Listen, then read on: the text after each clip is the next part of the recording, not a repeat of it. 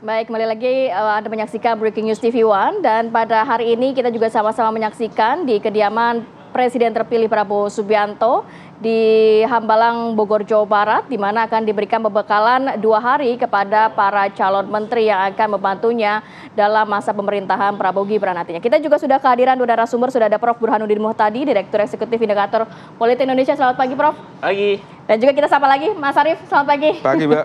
Prof, kalau melihat ini kan pembekalan dilakukan 2 hari dengan tema-tema yang cukup beragam, geopolitik, AI, anti korupsi, dan lain sebagainya. Kalau dilihat di pemerintahan sebelum-sebelumnya, nampaknya pembekalan ini tidak terjadi begitu ya. Yeah. Baru kali ini, nampaknya seorang presiden memberikan pembekalan kepada menteri-menteri yang akan membantunya dalam pemerintahan. Anda melihatnya akan seperti apa ini?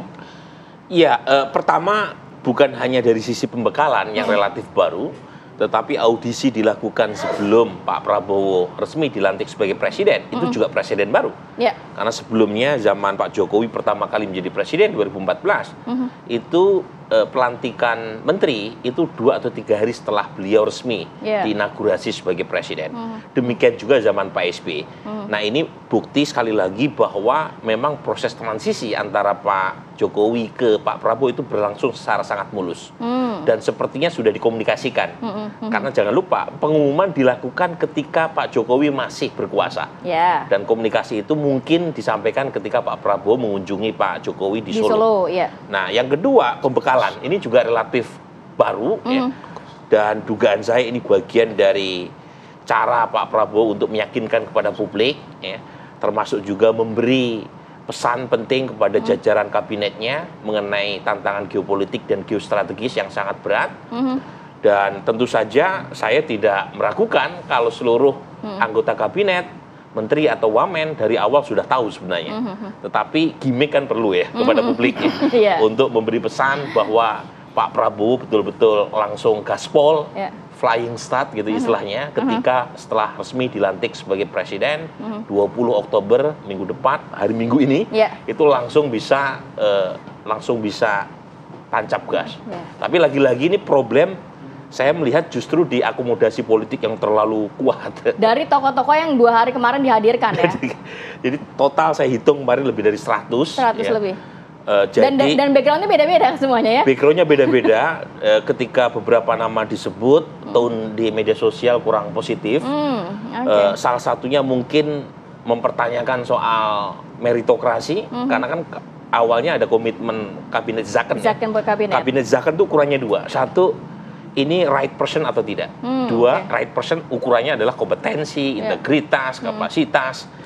Dan tentu saja menjawab apa yang nanti akan disampaikan Pak Prabowo berkaitan dengan geopolitik dan geostrategis. Yang kedua adalah right place. Nah, ini apakah ditempatkan di posisi yang tepat atau tidak? Ya, sesuai dengan kompetensi, pengalaman, kemudian kapasitas dan seterusnya. Dan terakhir, saya kira yang sangat krusial, kalau terlalu banyak orang yang diangkut ke dalam, itu kan proses sinergi dan mencapai kesepakatan juga makin panjang. Ada banyak pintu yang harus dimasuki ya, untuk sampai pada titik konsensus atau keputusan. Nah, ini jadi tantangan tuh, karena teorinya dalam policy making processes itu semakin cepat, semakin sedikit meja, itu semakin efisien dan efektif. Tapi kalau semakin banyak, Kemenko misalnya bertambah, untuk mencapai ke Kemenko harus banyak meja yang harus dilalui. Itu prosesnya tidak mudah. Makanya kita perlu memberi semacam peringatan, meskipun tentu kita harus benefit of the doubt ya, dalam pengertian jangan buru-buru kasih kita berikan kesempatan kepada pemerintahan baru ini untuk bekerja, tetapi lagi-lagi 100 lebih itu bukan jumlah yang sedikit. Itu menurut saya terlalu banyak proses akomodasi politiknya, sehingga agak mengaburkan prinsip meritokrasi yang awalnya dijanjikan. Oke, tapi kalau tadi Prof. Burhan mengatakan bahwa the right man atau the right place begitu ya, itu 2 hal yang paling penting. Tapi kita nggak tahu tokoh-tokoh yang hadir ditempatkan di mana, kita belum tahu juga. Nggak tahu ditempatkan di mana. Apakah memang tempat yang benar-benar cocok diperuntukkan bisa mendorong nantinya pemerintahan yang baru atau tidak begitu ya. Tapi biasanya berapa lama sih terlihat oke lah para menteri ini akan masa transisi, bulan madu dan lain sebagainya. Berapa hari sampai kita melihat oke ini tepat nih kinerjanya. Sambil saya mengutip survei saya ya. Jadi survei terakhir kami dari Indikator Politik Indonesia, itu public confidence terhadap Pak Prabowo itu tinggi sekali, 83,5%. Bahkan saya bandingkan. Ini sebelum nama-nama menteri ini keluar? Sebelum. Okay. Jadi akhir September kemarin kita rilis dan kita punya historical data. Kita tanyakan presiden-elect habis terpilih, zaman Pak SBY, zaman Pak Jokowi, itu seberapa confident masyarakat. Ini beda dengan konsep approval rating. Kalau approval rating ditanyakan setelah mereka menjabat. Ini ditanyakan sebelum mereka menjabat. Dan Pak Prabowo ini public confidence-nya paling tinggi. Dibandingkan? Dibandingkan Pak Jokowi. Oke. Pak Jokowi itu approval-nya setelah terpilih 2014, sebelum dilantik, public confidence-nya itu sekitar 60%. Ini 80% ini lebih? 83%. Faktor apa? Salah satunya, kalau zaman Pak Jokowi, itu kan pendukung Pak Prabowo tidak segera move on ya. Waktu itu polarisasi sangat tinggi. Ya. Jadi yang confident itu hanya pendukung Pak Jokowi saja dan sebagian dari pendukung Pak Prabowo. Kalau sekarang Pak Prabowo kan punya kekuatan sendiri karena beliau sudah beberapa kali maju sebagai presiden. Yang kedua didukung Pak Jokowi. Jadi dua kekuatan utama ini bergabung. Dan saat yang bersamaan tentu ya harus kita akui Pak Prabowo mungkin mendapatkan semacam honeymoon period ya, jadi semacam bulan madu publik yang luar biasa tinggi. Nah ini modal politik yang bagus sekali, modal dari masyarakat sangat confident Pak Prabowo bisa melalui masa-masa sulit, terutama geopolitik yang cukup merepotkan dunia. Yang kedua, secara elektoral, secara politik di parlemen juga tinggi kan, karena ada Kim Plus, bukan hanya 4 partai pendukung utamanya, tapi juga ada tambahan amunisi baru dari partai-partai pendukung Anies. Nah ini modal tinggi, tapi ini pertanyaannya, kapan bulan madu ini selesai? Dan apa driversnya, apa penyebabnya? Nah kalau pengalaman Pak Jokowi 2014, masa bulan madunya selesai hanya 2 bulan. 2 bulan? 2 bulan, karena baru menjabat bulan Oktober 2014 tanggal 20, bulan depannya November udah menaikkan harga BBM. Langsung terpukul tuh approval ratingnya. Jadi mengeluarkan kebijakan yang tidak populer. Tidak populer. Zaman Pak SBY, kementeriannya luar biasa periode pertama maupun kedua dan menimbulkan semacam bulan madu yang luar biasa juga. Approval pertama kali setelah beliau dilantik itu 80% lebih Pak SBY. Tetapi di periode kedua beliau terpukul oleh isu skandal Senturi dan kasus korupsi yang melibatkan elit Partai Demokrat.